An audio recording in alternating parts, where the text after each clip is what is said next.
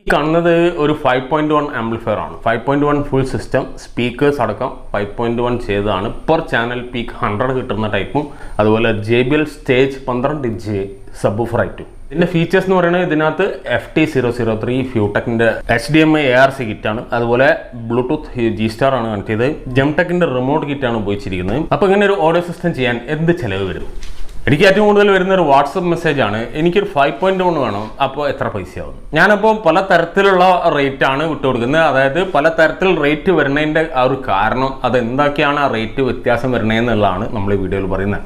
Amplifier ചെയ്യുമ്പോൾ ഈ ആംപ്ലിഫയറിനൊരു fixed rate നമുക്ക് തീരുമാനിക്കാൻ പറ്റും. കറക്റ്റായിട്ട് ഇത്ര എന്ന് പറയാൻ പറ്റും. പക്ഷേ എവിടെയാണ് വില വ്യത്യാസം വരുന്നത്? ഒരു ഡിഫോൾട്ടായിട്ട് ഒരു 40,000 രൂപക്ക് ഈ ഫുൾ സിസ്റ്റം വിത്ത് സ്പീക്കേഴ്സ് ചെയ്യുകയാണെന്ന് വിചാരിക്കുക.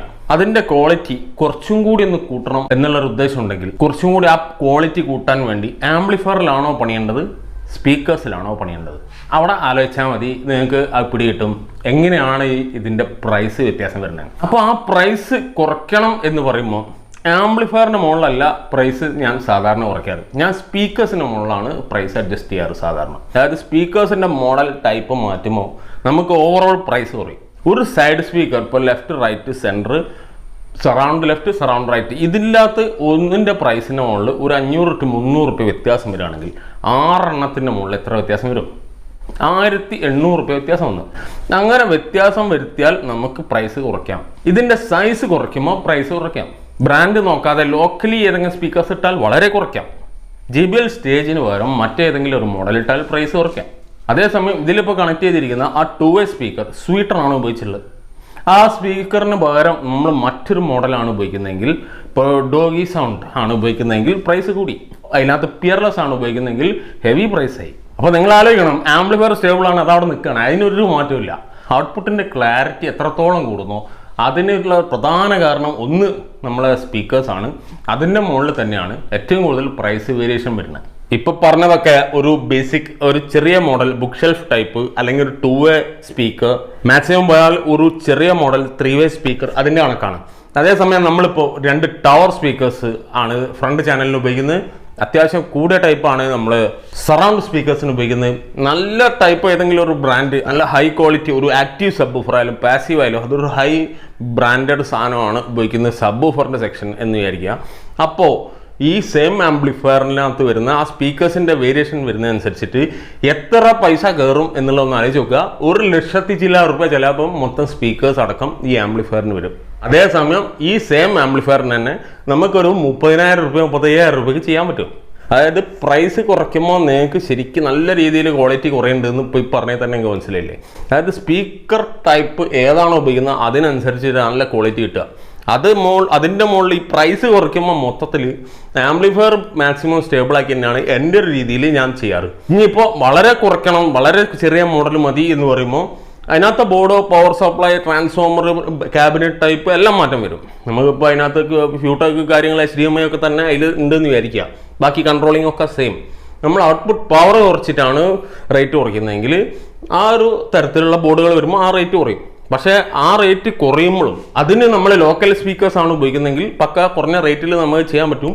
പക്ഷേ അതിൻ്റെ ഔട്ട്പുട്ട് ക്ലാരിറ്റി മാക്സിമം കിട്ടണം എന്നുള്ള ഉദ്ദേശത്തിലാണെങ്കിൽ നല്ല ടൈപ്പ് സ്പീക്കേഴ്സ് ഉപയോഗിച്ചേ പറ്റൂ. അപ്പോൾ നല്ല പ്രൈസ് ആവും. അപ്പോൾ ആംപ്ലിഫയർ 5.1 എടുക്കാൻ പോകുന്നവർ അല്ലെങ്കിൽ ഇപ്പോൾ ഒരു AVR വാങ്ങാൻ പോകുമ്പോൾ AVR വാങ്ങിയിട്ട് പലരും നാടൻ സ്പീക്കറോ അല്ലെങ്കിൽ ഇന്ത്യൻ സ്പീക്കർ നമ്മൾ നാട്ടിൽ കിട്ടുന്ന സ്പീക്കേഴ്സ് വെച്ചിട്ട് AVRന് സ്പീക്കേഴ്സ് ചെയ്യുന്നുണ്ട്. അതിന് മറ്റൊരു തെളിവ് കൂടെ തരാം. ഒരു AVR ഒരു ബ്രാൻഡഡ് AVR ആണ് വാങ്ങുന്നതായിരിക്കുക. ആ AVRലേക്ക് കറക്റ്റ് അതിന് ആ AVR റെക്കമെൻഡ് ചെയ്യുന്ന അതേ ബ്രാൻഡിൻ്റെ തന്നെ നല്ല സ്പീക്കേഴ്സ് എടുത്താൽ ടോട്ടൽ എത്ര കോസ്റ്റായി? അപ്പോൾ ആ കോസ്റ്റ് കുറയ്ക്കാൻ വേണ്ടി മാക്സിമം എല്ലാവരും എന്താ ചെയ്യുന്നത്?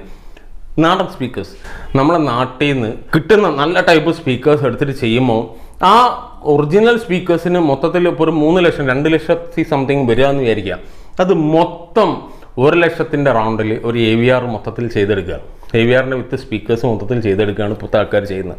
അവിടെ ആ AVR വാങ്ങിയതിന് വല്ല കാര്യമുണ്ടോ എന്ന് ആലോചിച്ച് നോക്കുക.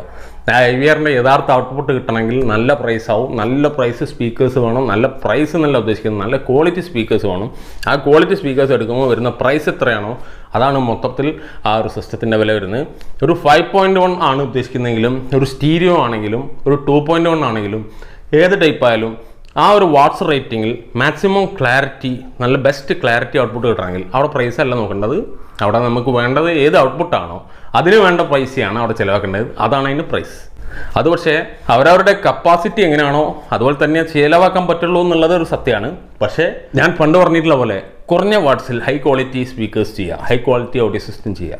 കുറഞ്ഞ വാട്ട്സിൽ, അത് നിങ്ങൾ പ്രത്യേകം ശ്രദ്ധിക്കണം. കുറഞ്ഞ പ്രൈസിലല്ല, കുറഞ്ഞ വാട്ട്സിൽ ചെയ്യുക. ഒരു 30 to 50 വാട്ട്സിൻ്റെ റേഞ്ചിൽ ടോട്ടൽ ചെയ്യുക. അതായത് എല്ലാ സ്പീക്കേഴ്സും കിട്ടുന്ന രൂപത്തിൽ ചെയ്യുക. സബ് വൂഫർ ഒരു 80 വാട്ട്സ് അല്ലെങ്കിൽ ഒരു 100 മാക്സിമം അത്ര പോയാൽ മതി. ആ ടൈപ്പിൽ ഒരു ഹൈ ക്വാളിറ്റി സ്പീക്കേഴ്സ് ചെയ്യാം. നിങ്ങൾക്ക് പ്രതീക്ഷിക്കാവുന്നതിലും മേലെ ഔട്ട്പുട്ട് അതിന് കിട്ടും, നല്ല ബെസ്റ്റ് ഔട്ട്പുട്ട് കിട്ടും. ഒരുപാട് പവർ കൂടിയ സാധനം ലോക്കൽ സ്പീക്കേഴ്സ് ഇട്ട് ചെയ്യുന്നതിൽ യാതൊരു അർത്ഥമില്ല. അത് സത്യമാണ്, അതൊന്ന് ആലോചിച്ച് നോക്കുക. അപ്പോൾ ഈ സാധനം ഇപ്പോൾ സ്വീറ്റനിലാണ് ചെയ്തത്. JBL സ്റ്റേജ് 12 ഇഞ്ചാണ്. ഇപ്പോൾ അത് ഓണാണ്, ക്ലിയർ ആണ്, ഹമ്മില്ല, നോയ്സ് ഇല്ല. ഞാൻ ജസ്റ്റ് ഒന്ന് കേൾപ്പിച്ചു തരാം.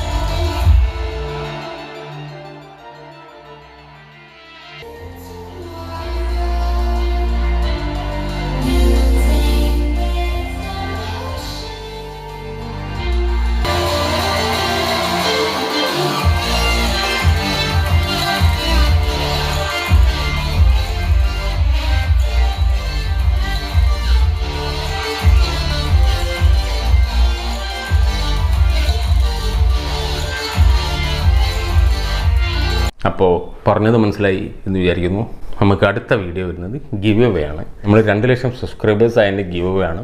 അപ്പോൾ എല്ലാവരും തീർച്ചയായിട്ടും സബ്സ്ക്രൈബ് ചെയ്യാത്തവരുണ്ട്, ഇപ്പോൾ തന്നെ സബ്സ്ക്രൈബ് ചെയ്യുക. ആ വീഡിയോയുടെ അടിയിൽ പോയിട്ട് കമൻറ്റും ചെയ്യുക. എന്താണ് കമൻറ്റ് ചെയ്യേണ്ടതെന്ന് ആ വീഡിയോയിൽ പറഞ്ഞിട്ടുണ്ട്. ആ വീഡിയോ ഇതാ ഇവിടെ ഉണ്ട്.